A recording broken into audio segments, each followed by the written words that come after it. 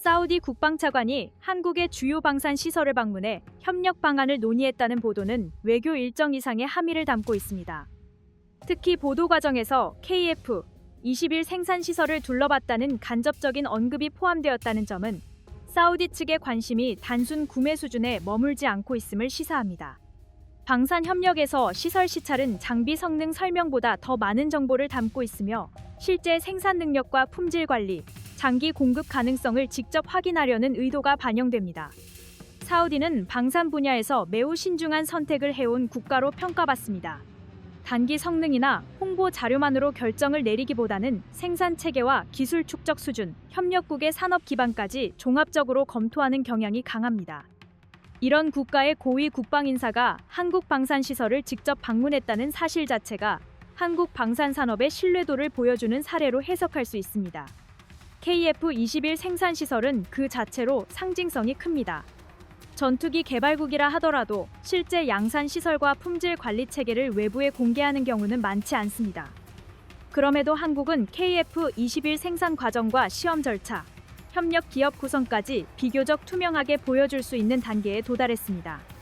이는 단순히 기체가 완성되었기 때문이 아니라 생산 전반을 안정적으로 통제할 수 있다는 자신감이 전제되어야 가능한 선택입니다.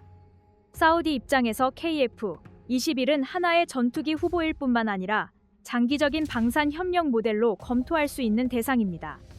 현지 정비와 부품 공급, 향후 개량 가능성, 기술 협력 범위까지 함께 살펴볼 수 있기 때문입니다. 특히 KF-21은 특정 국가의 정치적 승인에 과도하게 얽매이지 않는 구성으로 알려져 있어 중동 국가들이 중요하게 여기는 운용 자율성 측면에서도 매력적인 선택지로 평가받고 있습니다.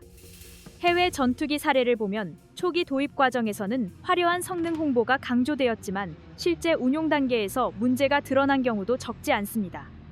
일부 전투기는 도입 이후 부품 공급이 지연되거나 개량 일정이 제작국의 사정에 따라 좌우되면서 전력 운용에 차질을 빚었습니다. 특히 중동 지역처럼 고온 환경과 높은 출격률을 요구하는 조건에서는 정비 체계의 안정성이 성능 못지않게 중요한 요소로 작용합니다. KF-21은 이러한 현실을 비교적 충실하게 반영해 개발된 전투기입니다. 기체 접근성과 정비 편의성, 구성 요소 교체 주기까지 고려된 설계는 장기간 운용을 전제로 한 국가들에게 분명한 장점으로 다가옵니다. 사우디 국방차관이 생산 시설을 둘러본 이유도 이러한 요소를 직접 확인하기 위한 과정으로 해석할 수 있습니다. 이번 방문은 한국 방산 산업이 더 이상 설명만으로 신뢰를 얻는 단계에 있지 않다는 점을 보여줍니다. 실제 현장을 공개하고 생산 능력을 검증받을 수 있는 위치에 도달했다는 사실은 KF-21이 단순한 국내 전력 강화 사업을 넘어 국제 협력의 중심에 설 수 있는 장비로 성장했음을 의미합니다. 사우디가 KF-21 생산 시설을 관심 있게 살펴본 배경에는 최근 방산 시장의 변화가 자리하고 있습니다. 중동 국가들은 단순히 최신 무기를 도입하는 것을 목표로 삼기보다 장기적으로 자국 방산 역량을 어떻게 확장할 수 있는지를 중요하게 보고 있습니다. 이 과정에서 협력 상대국의 기술 태도와 산업 구조는 매우 중요한 판단 기준으로 작용합니다. KF-21은 이 지점에서 비교적 균형 잡힌 사례로 평가받고 있습니다. 모든 기술을 독점적으로 통제하려는 방식이 아니라 협력 가능 영역과 통제 영역을 구분해 설계된 장비이기 때문입니다. 이는 구매국 입장에서 단순 소비자가 아닌 파트너로 참여할 여지를 남깁니다. 사우디가 생산 시설을 직접 확인했다는 점은 이러한 협력 가능성을 실제로 검토하고 있음을 보여주는 대목입니다. 해외 전투기 가운데는 도입 당시 약속된 기술 협력이나 현지 참여가 충분히 이행되지 않아 불만이 제기된 사례도 있습니다. 일부 국가는 전투기를 도입한 이후에도 핵심 정비와 개량 권한이 제작국에 묶여 있어 운용 비용이 예상보다 크게 증가했습니다. 이로 인해 추가 도입이나 개량 계획이 지연되거나 축소되는 경우도 발생했습니다. KF-21은 이런 문제를 비교적 현실적으로 피하려는 접근을 취하고 있습니다.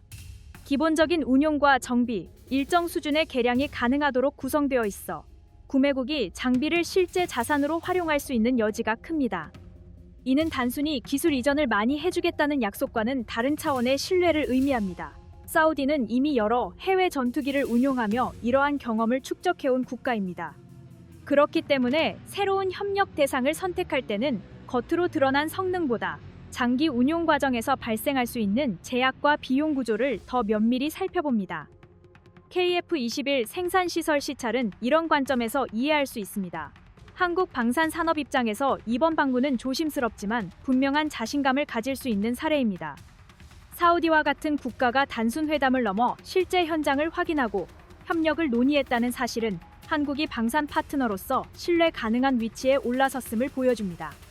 이는 단기간에 만들어진 평가가 아니라 KF-21 개발 과정에서 축적된 기술력과 생산 경험이 자연스럽게 이어진 결과로 볼 수 있습니다. KF-21은 아직 수출 계약이 확정된 장비는 아니지만 이미 국제 방산 시장에서 실질적인 검토 대상이 되고 있습니다. 생산 시설이 외국 고위 국방 관계자의 방문 코스에 포함되었다는 점은 이 전투기가 단순한 시제품 단계를 벗어나 현실적인 선택지로 인식되고 있음을 의미합니다. 이 흐름은 한국 방산 산업이 세계 시장에서 어떤 위치에 서 있는지를 보여주는 하나의 장면으로 남게 됩니다. F-21 전투기를 둘러싼 최근 보도들은 이 기체가 개발 단계에 머물러 있는 장비가 아니라 실제 전력으로 자리 잡아가고 있음을 분명하게 보여주고 있습니다. 특히 공군 참모총장이 KF-21을 직접 탑승해 지휘 비행을 실시했다는 사실은 상징성과 현실성을 동시에 지닌 장면으로 평가됩니다. 현직 공군 수장이 직접 조종관을 잡고 비행을 수행한다는 것은 해당 전투기의 비행 안정성, 기본 설계 완성도, 그리고 안전성 전반에 대해 상당한 수준의 검증이 이미 이루어졌다는 점을 전제로 합니다. 전투기 개발 과정에서 수뇌부의 직접 비행은 매우 제한적으로 이루어집니다. 형식적인 홍보 목적보다는 실제 조종 특성과 비행 감각을 확인하는 데 초점이 맞춰지는 경우가 많습니다. 이런 점에서 공군 참모총장의 KF-21 탑승은 단순한 이벤트로 보기 어렵습니다. 이는 개발진과 공군이 동일한 목표를 공유하고 있으며 전투기의 현재 상태에 대해 내부적으로 일정 수준 이상의 확신을 가지고 있다는 의미로 해석할 수 있습니다. 당시 공군 참모총장이 KF-21을 두고 K방산의 명품 전투기라고 언급한 발언 역시 맥락을 함께 볼 필요가 있습니다. 이 표현은 단순한 애국적 수사가 아니라 조종사 출신 지휘관이 직접 느낀 비행 특성, 조종석 구성, 기체 반응성에 대한 평가가 압축된 결과로 받아들여집니다. 특히 조종 입력에 대한 기체 반응, 비행 안정성, 시야 확보와 같은 요소는 시험 데이터보다 조종사의 체감이 중요한 영역입니다. KF-21은 시험 비행 단계에서부터 공군의 실질적인 요구 사항을 적극적으로 반영해 왔습니다. 공중 작전 환경에서 조종사가 얼마나 빠르게 상황을 인지할 수 있는지, 장비 조작이 얼마나 직관적으로 이루어지는지, 정비 인력이 기체에 얼마나 효율적으로 접근할 수 있는지는 실제 전력화 이후 전투기의 가치를 좌우하는 요소입니다. 공군 수뇌부가 직접 비행을 통해 이 부분을 확인했다는 점은 KF-21이 연구용 시제기가 아닌 실전 운용을 전제로 한 장비로 완성도를 끌어올리고 있음을 보여줍니다. 이러한 장면은 국내 방산 산업 전반에도 중요한 메시지를 던집니다. 개발자 중심으로만 진행된 무기 사업은 실제 운용 단계에서 괴리가 발생하는 경우가 적지 않습니다. KF-21은 개발 초기부터 공군 운용 인력이 지속적으로 참여하면서 현장 요구가 설계와 시험 과정에 반영되는 구조를 유지해왔습니다. 공군 참모총장의 직접 비행은 이 협업 구조가 형식에 그치지 않았음을 보여주는 사례로 볼 수 있습니다. 해외 전투기 개발 사례를 살펴보면 이와 대비되는 장면도 확인할 수 있습니다. 일부 전투기는 시험 비행 단계에서는 우수한 수치를 기록했지만 실전 배치 이후 조종 편의성 문제나 정비 부담으로 인해 운용 부대의 불만이 누적된 경우가 있었습니다. 이런 문제는 초기 설계 단계에서 운용군의 요구가 충분히 반영되지 않았을 때 자주 나타납니다. 결국 추가 개량과 수정에 막대한 비용과 시간이 소요되며 전력화 일정에도 영향을 미치게 됩니다. KF-21은 이러한 사례를 반복하지 않기 위해 공군과 개발진의 소통을 지속해왔고, 공군 참모총장의 지휘 비행은 이러한 개발 방식이 실제 성과로 이어지고 있음을 상징적으로 보여줍니다. 이는 한국이 전투기를 설계하고 제작하는 수준을 넘어 실제로 운용 가능한 전력을 만들어가고 있다는 점에서 충분히 의미 있는 장면입니다. KF-21을 다룬 사설과 칼럼에서 공통적으로 제기되는 과제는 항공엔진 국산화입니다. 전투기 개발에서 엔진은 기체 성능의 상당 부분을 좌우하는 요소이며 동시에 가장 진입 장벽이 높은 영역으로 평가됩니다. 현재 KF-21은 검증된 해외 엔진을 채택해 안정적인 개발과 전력화를 우선하고 있지만 장기적인 관점에서는 독자적인 항공 엔진 개발 능력을 확보해야 한다는 문제의식이 점점 분명해지고 있습니다. 항공 엔진 국산화는 단기간에 성과를 내기 어려운 분야입니다. 고온 고압 환경에서 장시간 안정적으로 작동해야 하고 미세한 오차도 허용되지 않는 정밀 가공 기술과 소재 기술이 결합되어야 합니다. 여기에 반복적인 내구 시험과 신뢰성 검증이 필수적으로 요구됩니다. 언론에서 제시하는 로드맵이 단계적 접근을 전제로 하는 이유도 여기에 있습니다. 현실적인 접근 방식은 기존 엔진 운용 경험을 최대한 활용하는 것입니다. KF-21 개발과 시험 비행 과정에서 축적된 방대한 데이터는 향후 국산 엔진 개발에 중요한 참고 자료로 활용될 수 있습니다. 유지 보수 경험, 출력 특성, 연료 효율, 열 관리 방식에 대한 이해는 단순 이론 연구로는 얻기 어려운 자산입니다. 이런 경험을 토대로 구성 요소 단위의 기술 축적부터 시작하는 방식이 현실적인 경로로 거론됩니다.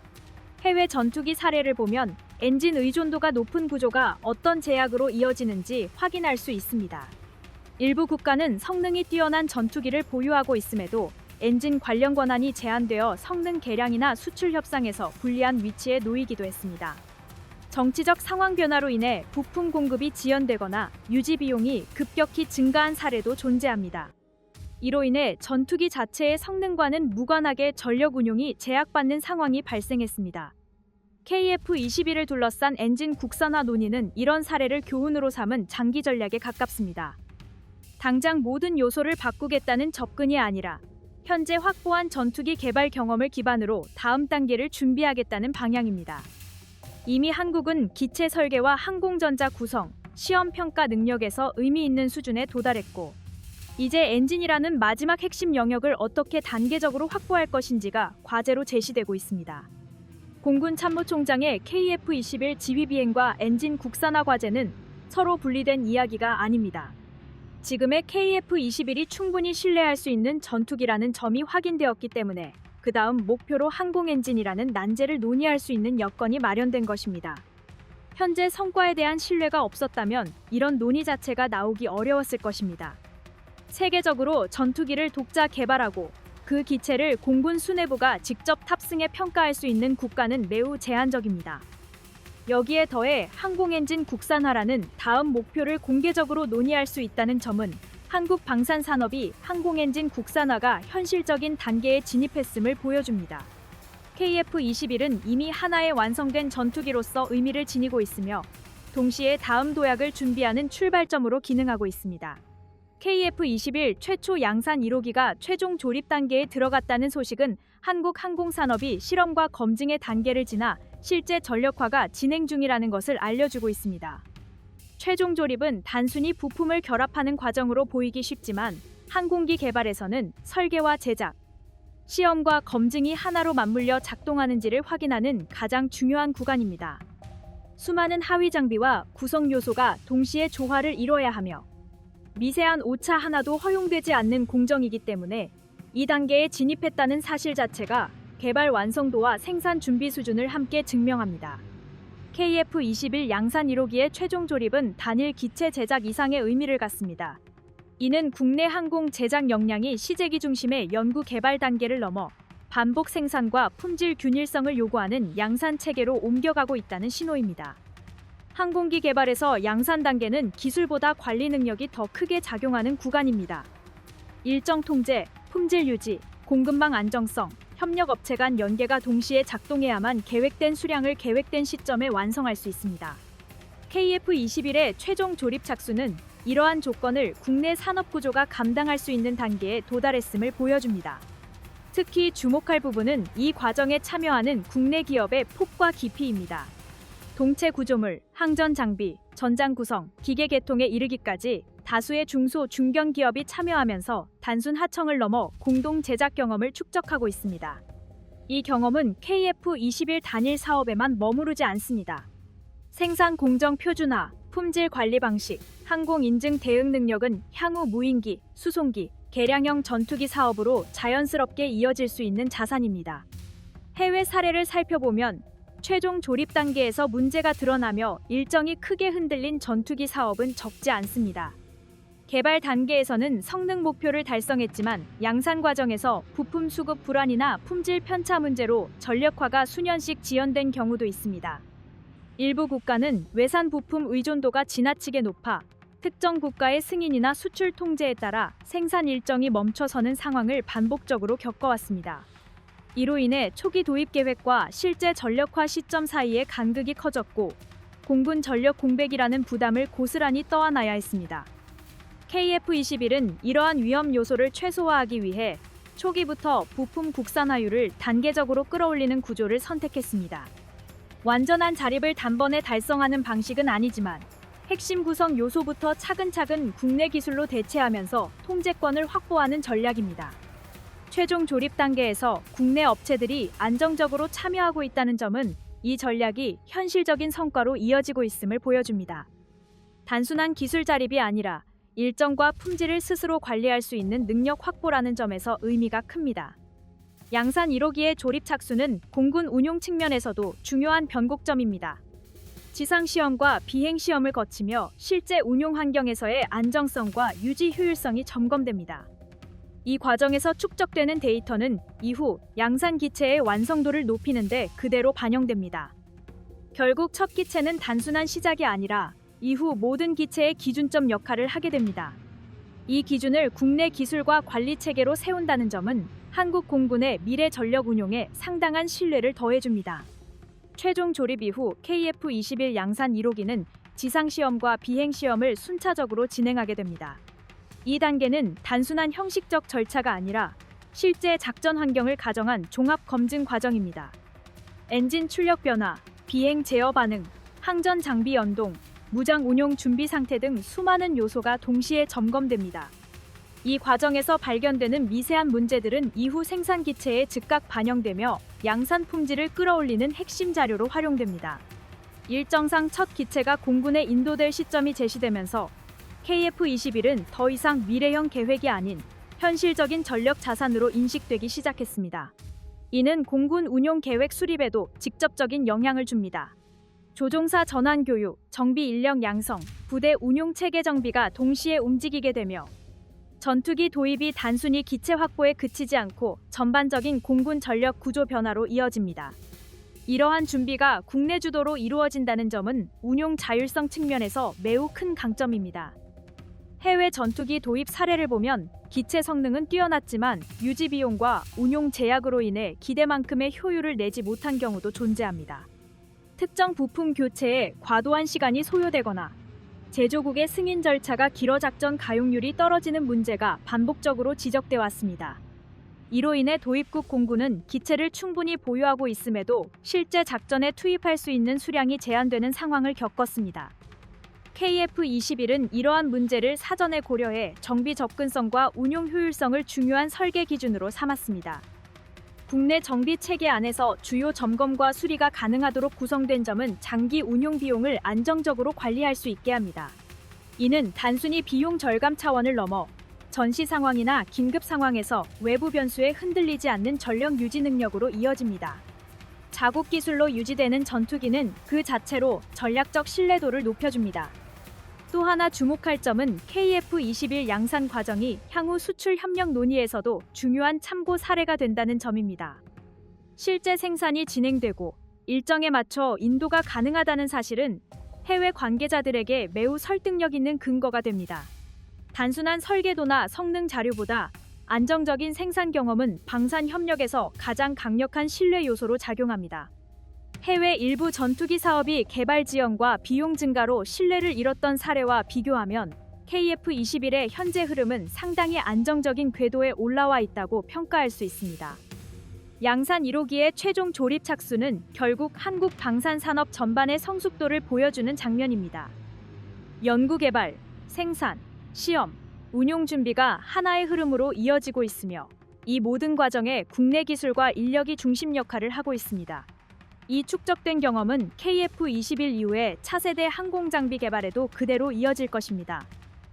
KF-21 보라매의 본격적인 해외 진출을 위해 한국이 직접 설계하고 개발한 유무인 복합체계용 다목적 전투기 엔진이 드디어 실가동 단계에 들어섰습니다. 앞으로 보라매 전투기의 수출 전략을 완전히 바꿔놓을 새로운 전환점이라 할 수 있습니다. 그동안 한국은 미국 방산업체가 가진 기술 정책적 영향력에 따라 전투기 수출 과정에서 여러 제약을 겪어왔습니다. 특히 중동이나 동남아 국가로 수출을 추진할 때마다 미국 정부의 정책이 변수로 작용하며 제한이 걸리는 경우가 적지 않았습니다. 하지만 향후 국산 쌍발 엔진을 확보하게 된다면 이러한 외부 요인에서 벗어나 보다 독자적인 수출 전략을 펼칠 수 있게 됩니다. 사실상 한국 전투기의 수출 자유도 자체가 전혀 다른 수준으로 높아지게 되는 것입니다.